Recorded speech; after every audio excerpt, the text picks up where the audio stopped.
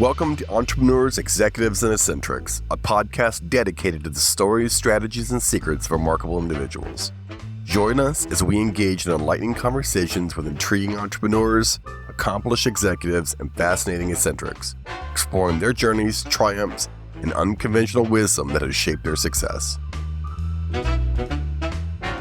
You're making a decision with less than 40% of the information you need, guessing. If you're waiting to get more than 70%, you're stalling. So just remember, as Nike sometimes says, it's sometimes better to just do it. Get ready to meet David Carmell. He's an entrepreneur and global fintech thought leader who has a unique understanding of the challenges and complexities faced by businesses and stakeholders. As the CEO and founder of DealRocket Technologies, David is transforming digital marketplaces and business social platforms, enabling businesses to scale and engage in unprecedented ways. David is a sought-after advisor, writer, and speaker who is shaping the future of business growth and experiential change. Hello, David, and welcome. Let's get right into it. Tell me exactly what problem space that you're solving for. Well, thank you, Scott, for being here and for all you do. It's a real pleasure to be here. Plus, the benefit you provide to the rest of us about learning through your guests is tremendous. But I'll get right to it. We solve the employee experience problem and the customer experience problem fast, scale, and it is absolutely fantastic. If you're thinking about today, what does the little guy have? We call it the big guy, little guy collaborate. And for lack of a better term, the little guy is the startup, small business in the world. What are they facing? Why does it have to be so hard? Why do you have to spend 80% of your time doing the non-business to business? Why is it so hard to meet the right people, the right connections? We call it capital connectedness. The other side of the equation, think about the big guy. Why does it have to be so hard for them to provide fulfillment at scale? Tens of thousands of employees, millions or more in their customer and ecosystem. Why is it so hard for them to personalize it and scale it? That's what we do better than anybody else. Okay, well, let's talk about that just for a second. So, exactly what are you solving for then? You're talking about, because right now, as a startup, right? I'm kind of like push and pull. You're constantly kind of trying to hire. You're constantly trying to keep people happy, and it's without people, you don't have a company, right? Without the right people. Where are you in that problem space? Well, we're in the phase of it that we are the conduit, for lack of a better term. We're a digital marketplace. So what we do, and in order to get on our platform, you either have to pay or be invited. That's where the big guy comes in. They can invite their entire ecosystem. They can invite all their customers, prospects, and referral partners. And more importantly, let's just say you're an insurance company, for example. What do you lack? The innovation. What if you could invite every insurtech onto the platform? Why should you have to be so hard to meet the right people and stand in line? Why suddenly can't you appear like Sun Tzu says in The Art of War, appearing where not expected to do the thing? All of a sudden take you from a grunge industry into a buzz. That's what we can provide for the large player while solving the smaller players' problems. So we call it solving their MVP, not minimally viable product, but solving their most valuable problem. Interesting. Okay, so DealRocket.com is kind of it smells a little bit like an SAP platform in the ERP world. They're solving for all these other things, but there's also this kind of side effect. For instance, if you sign up for SAP, you'll see that you'll be asked to join their group. And you'll actually have vendors and people who need services start to kind of talk to you a little bit. Is that basically kind of how things are going with DealRocket? Kind of, and the best way to see it, it's spelled DealRocket with an IT at the end.com or Yep. StartRocket with an IT.com. But in a way it is, as someone said to me, you're like LinkedIn on steroids.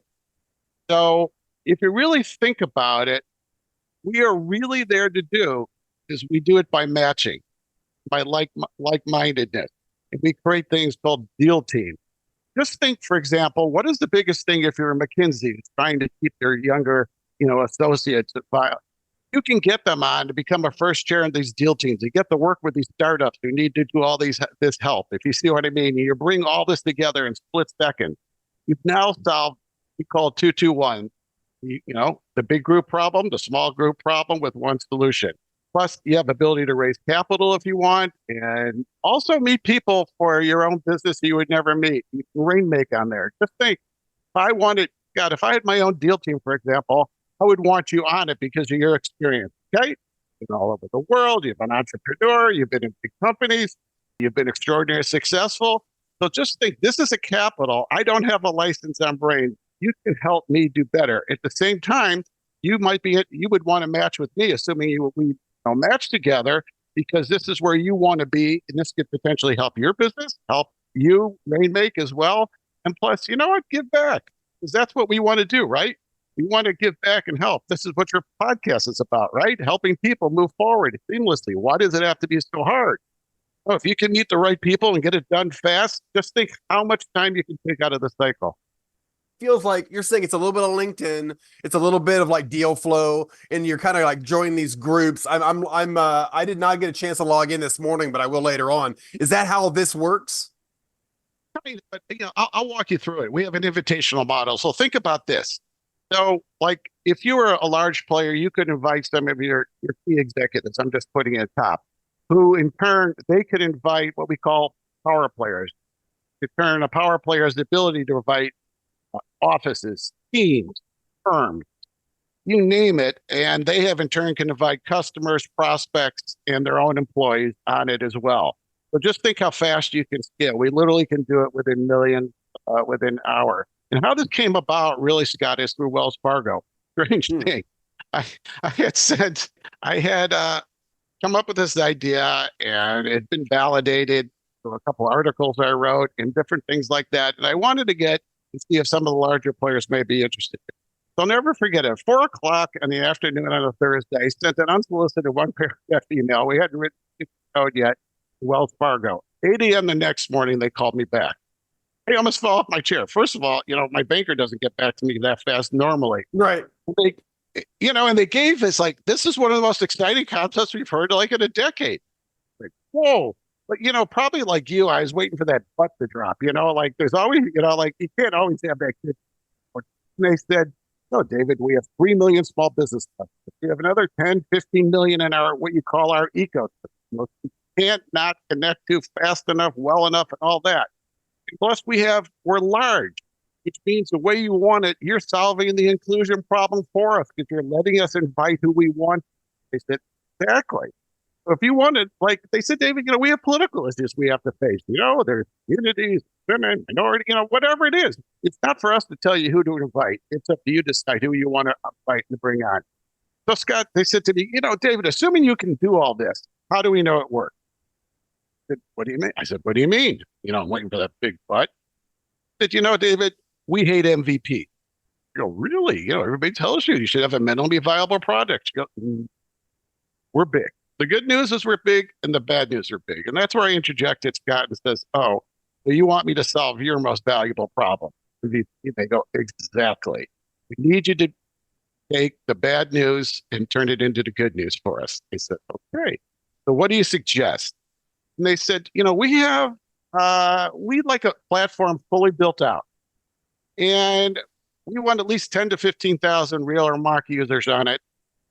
I knew the answer to the question, but you have to ask, which is why 10 to 15,000? They said, if you have 10 to 15,000 without any latency, we know it can scale.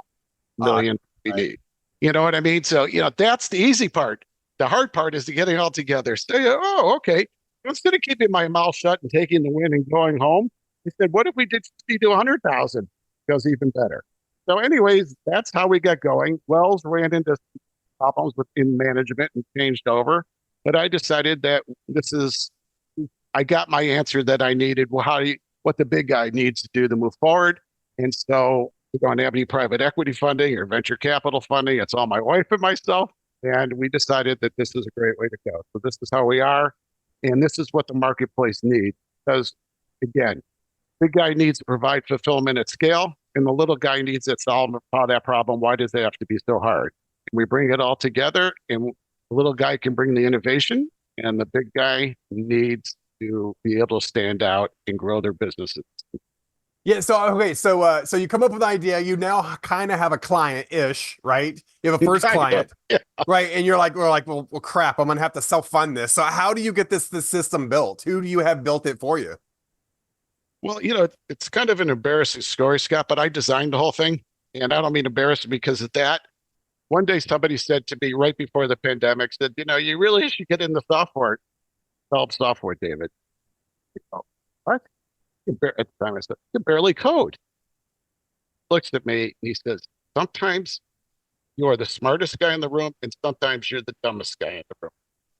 I go, oh, great. Thanks a lot. He goes, no, you don't understand. You've done your entire career. You've always designed how you want software to flow. And then you hand it off to the developers and to make it happen. And then you develop that discussion. You're not one of these kids or one of these people said, oh, I want to save the world. I want to solve this problem. Now solve it for me. You show them how to solve it and ask them to develop it. And that's where the beauty is. And that's where the training and the teamwork. And so, long story short, it took a while. My first iteration I thought was not up to my standards. And then I found a team and we were able to move together. And then through the pandemic, you had to realize that you might be a little ahead of the curve, or at the same time, the world suddenly became the digital world that you predicted, said out loud. A lot of people were laughing at you, but now, within a week, 5 years has changed. Fast forward, where the digital world is. So realistically, my wife and I sat down and I thought that, the world was over. And Mom said to me, no, it's just beginning. The world is coming around to your thinking. Just think about once you get out of pandemic and people start thinking correctly and start moving forward and what they're going to need. They're going to need fast, simple, at scale, personalized. What do people want today? They want to be passionate about the organizations, business they support, but they do not want to do the bare minimum. Now, what are you doing with us by inviting your employees in, getting them into the space that they always wanted to be in? You realize, Scott, that 99.9% of Americans have no investment in small business or startups. It's incredible. And that's where they want to be. That's where the employees, these big companies want to be. That's where the money is to be made. And that's where the learning and development will come. And so by doing all this, really scratch two different itches, right? Or they say with one stone. So that's what's really exciting to us. And why can't you turn what I think is the next act, the innovation ecosystem? I think America and the world is like just one platform away like us, because once you get the right people together, just think how fast things can spin. And, I always talk to people about it. I'm sure you do, is like, what learned or different things like that. Well, the one lesson I wish I had learned is picking the right people quickly and, moving forward. So, you can never have enough good people around you, particularly the right people to fill the need. If you don't, as long as you believe you don't have a license on brain, you're going to be great. It's okay. So let's back up just for a second. So you had the idea, right? It was the pandemic was raging outside, or maybe it was the beginning of it. You put it sounds like you use low code. What software platform did you use to put it together? We have a whole bunch of them, but we do use PHP. We do Okay. just a whole bunch of different things. Some of it's proprietary, some of it you put together. But one of the beauties, Scott, that we've really done is be able to take such something robust and be able to do it with white label and private branded, so we can do hundreds and thousands of these. That was really one of the more complicated parts, I'm sure, as you well know, and Yep. in your career careers. How do you take something so robust? It's fine as a standalone, but how do you multiply it, out? So Multi-tenancy is no fun because you're having to base it where they can white label it. It can be appear to be their own logo and their own colors and all that kind of stuff. I've definitely gone through a couple projects like that, and it's no fun. and how do you keep 1,000 going at one time, right? And all that. And then you have the issue of concurrent users, right? And all those type of things, as you well know. So I just think if you get the right people together, and as long as I just have a rule, as long as there's self-respect and not malicious, but strategy and software is a contact sport, at the end of the day, it has to work, right? And I wanted it to fail, surprisingly. And you're going to say, well, why? People always ask me, why do you want it? Well, it had to meet my criteria in each of our modules to be good enough. And I think you have to go in with that mindset, at least I did. Because one thing is, I'll put it together, you cannot have the bias that it's the best thing in the world. There's nothing wrong with it. You have to have that ability to be able to pound it until you finally have to say, that's met our criteria and move on. So just one of the great things about innovation, as you well know, You have to be years ahead with the hopes that you're going to be right. Yeah, and that's and then with certain ideas, I mean, it kind of reminds you of that fail quick. Like you want to, and that and the other axiom is what your baby is ugly, right? Because when we do things and we really put our heart and soul to it, we become a little blind to the value and to what it looks like and whatever. And being able to for someone to actually point to your baby and go, that is awful, right? It's very important because how are you going to know otherwise? Right. And that's kind of that kind of goes back to like agile software development where you're able to turn like as it happens as opposed to months go by without you actually knowing. Yeah, exactly. We did that. I got to tell you, there's some iterations I just thought were horrible, but then it made me realize what I really wanted. You well know, Yeah. you catch out everything, map out everything, and then when you visualize something that hasn't been done before and you bring it to fruition and realize, no, we've missed this, right? We've missed that. How do we bring that in without ruining the entire project? Right? So, that's one of the nice things about it. But there also you have to understand, you well know when there has to be a stopping point. Yeah, when is good enough enough? And that really is an actual MVP, the actual and minimal viable product, as opposed to problem. It's the minimally working version of version 1.0 has to be good enough for someone, anybody. Is it useful? Is it valuable? And then you just got to make it more and more valuable as you kind of go along, but you have to have the baseline. And the problem with some software projects and these type of SaaS products is you'll be 9 months into it and you don't ever know when to stop. When is the minimally most valuable piece of functionality that we can give someone? And then because you'll end up well, maybe we should give them the ability to authenticate and authenticate through like Facebook or Twitter or LinkedIn or whatever. Unless someone asks for that, do not waste your time doing that. Don't the kind of the tenets of the agile development is don't pre-optimize. Right. And by doing all these kind of things, you're pre-optimizing for something that may not even be real. Exactly. And, also people say, oh, you got to talk to your customers and all that. Well, that may be true or is true. But as Henry Ford said, if I asked my customers what they wanted, they would have said a faster horse. So you have to understand that they want a problem solved. And if they haven't seen something before, it's like I don't know about you, but when I went to sleep at night, I didn't think about an iPod or a minivan, right?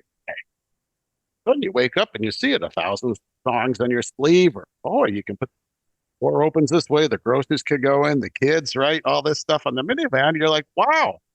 So that's one of the beauties about innovation. That's one of the great things about going forward. And that's why a person like Steve Jobs was so talented, was the fact that he had the sense of watch, observe, and ask and put it together, because it's up to us to provide the product that the consumer or the business is going to want or need, even if they didn't realize it. Henry Ford also said you could have it in any color you want as long as it's black. Right. He understood that was it the paradox of choice, right? When the human brain can't choose amongst more than 6 things, right? Because we start flipping out. And that's also in software development, it even gets worse because as you add more features, it becomes more complex. The human brain hates complexity, hates choices in some cases, up to a point, right? And that solving for the thing you're solving for, sometimes you kind of go off the rails and overboard, right? Because you keep thinking there's all these bells and whistles and just not a thing. Do the minimally viable product, the minimal, piece of software that works, Exactly. and how you go. And that's why when you bring your team together, it's important to understand the skills that you need. And also, different parts of the world provide different forms of expertise and mindsets. So it gives you a less chance of going off the rail. And at the end of the day, is how do you solve a problem by looking at it differently, right? And that's what we're here for. So you're a lawyer by trade, right? Yeah, your educational background is law. And how did you get here? How did you go from a jurisprudence to where we are right now? Well, I don't advertise that I am a lawyer, though I am a member of the Texas and Illinois bars. And I joke around and say I can usually do just as bad as most of them, but actually I'm a good lawyer. But the realistically is when I went to law school, I thought I grew up in a labor union environment, and I thought I wanted to be a labor lawyer for an international area in which my I fell in love with when I was in college. And I went to law school. And during law school, I met this, right in my third year law school, I met by fluke, this CEO and chairman of a large public company in Chicago. Anyways, we got to talking, we hit it off right. And man, I got to tell you, I was not looking to go work for corporate America or get involved. I had horrible feelings about it. Even though my grandfather was an entrepreneur, my dad was a prominent labor union attorney, and my grandfather before that. So my bar mitzvah, I wore $1.65, no more buttons. So just, I think you get the mindset where, we were at, and the man, all that stuff. So we just got to talking. I met him, and Bob says to my wife afterwards, he goes, "Do you think Dave would ever consider coming work for a corporation?" She is the most mild-mannered person you would ever meet. Great brains, all this. And uncharacteristically, she says, "Are you kidding? He hates corporations. He would never want to work for a corporation." Well, luckily, they called. I didn't know about this. And they invited me. I was in law school in Texas at the time. They invited me to come to Chicago to interview, which is where I grew up. And the rest became history. And, Bob said to me later, with his father started the business as a coffee company and grew it into one of the largest food companies in the world. And he said, "Look, you're going to start batting 100. With some people, you're going to start out batting 100. Don't fall below it. It's like baseball. Some you're going to be at 300. Don't fall below that either. That's a good batting average. In other words, you're in a high profile position. Just remember that it's going to be a little rough sailing from here. But you work for me, and I can't wait to work with you." And one of the things that I want you to know now, he told me later, is, "Do you have any idea why I hired you?" I said, "I have no idea." He said, "Because you will tell me things other people won't." And always remember this lesson. The higher up you get, at the 35,000 foot level, the less direct discussion you're going to have. People will tell you what they think you want to hear as opposed to what needs to be heard. And so that was an incredibly valuable lesson. And then eventually we were supposed to be sold to Kraft, and my boss was supposed to run the entire Kraft, which has been great. But a company came in and bid higher. And so I went out in the entrepreneur world, and that's how I got going. What year was that? Hmm? What year was that? Did that in the late 80s, early 90s. So you've been beating this drum for a very long time. Oh, yeah, absolutely. And I've also, worked with a lot of family businesses and consulting and all that other type of stuff. So yes, exactly. And, one of the things I want to do is, why do you have to keep in dummy pack? A friend of mine says, he calls it. It shouldn't be so hard. And I just want to make it fast, simple, affordable for everybody, because it is just so exciting to see what's out there. People's biggest worry is they have no access. People want today is access. Want to be able to get involved. And guess what? They don't want to ask, they want to be invited. That's what's great about these large corporations. They have the threshold that they can invite, make it happen. And just think, if you invite your referral partners, who are they going to be loyal to when they bring you business? So, at the end of the day, this virtual cycle where everybody wins. But at the end of the day, also, the company that does all this inviting and puts it all together at no charge for others, it's going to, that's how I see the ecosystem getting going. And the only thing holding back innovation, the lack of access. Yeah. So, okay. So this is a question I typically ask everybody. I want to know, what would David now tell David at 27? If there's some bit of wisdom you could give 27-year-old David that would have changed trajectory, or would you have kept it exactly the same? Oh, no. I would say, listen, 2 ears, 2 eyes, and 1 mouth. Try to use it in that ratio. I always believed in wisdom of my grandfather and my father and that generation. So today I would say, definitely listen to your elders, ask them questions. Don't become a TikTok casualty. And also think differently. Put yourself in somebody else's shoes. I had so many opinions growing up where I was wrong. I'm probably one of the biggest hypocrites you'll ever meet. I think I may have told you the story when I met my roommate in college first day and said, "Why'd you go to Occidental College?" He said, "Well, I came here for international relationships and international relations and Model UN." I go, "Model UN? It's just a bunch of geeks running around with ties and skirts, trying to pretend they're these stuff, you know." Well, I ended up being the Secretary General of the Model UN.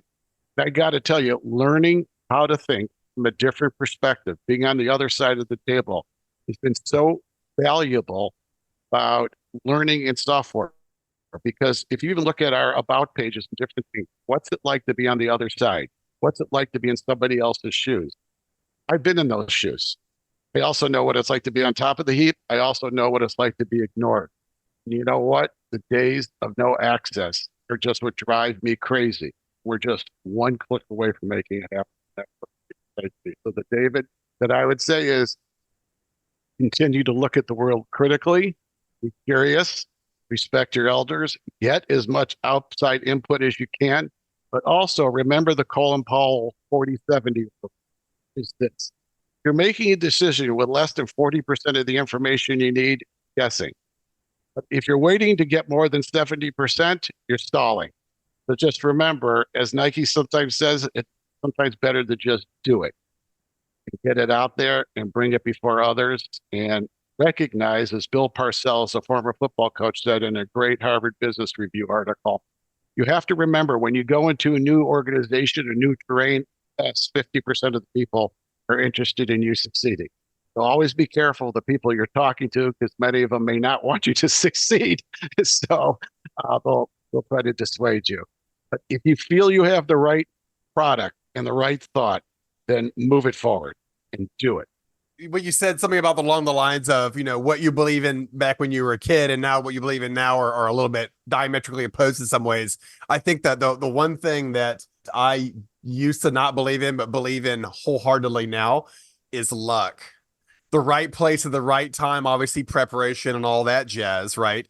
But luck paid a very large, considerable amount into my life. But if you would have asked me that 25, I would have screamed to high heaven, luck is for schmucks. Luck is for people who don't have options. Luck is ridiculous. And now I'm a firm believer in it. I think about where I was born, who I was born to, the opportunities I was given, the people I happened to chance meet, my ability to go places that, I just happen to be at the right place at the right time. I would say that my life is 65% a result of being at the right place at the right time through sheer luck. What is your number? It's a great question. I'd have to say probably maybe a little bit lower, but I look at it a little differently, Scott, because I think our platform is the luck platform. If you're on it, you're going to meet the right people. You're going to meet those right connections. Your luck, whatever it is either going to be better or send it to the moon where you really need to go. So instead of having to worry about, have I just passed 50 people on the corner of State and Madison that could have helped me, you know what I mean, or who else around the world? Oh, why can't it be fast, seamless at scale? And it's just a great thing. So what I really did, Scott, I guess, is take a look at what you just said. And why can't we build luck into the platform, right? Why don't we take luck out of the equation? Certain degrees where you're lucky enough to be on the platform, let's say, or lucky enough to be invited. And that's what's also called buyerize. We talk about buyerizing a business. This is how a big guy can also turn their business into a feeding frenzy, right?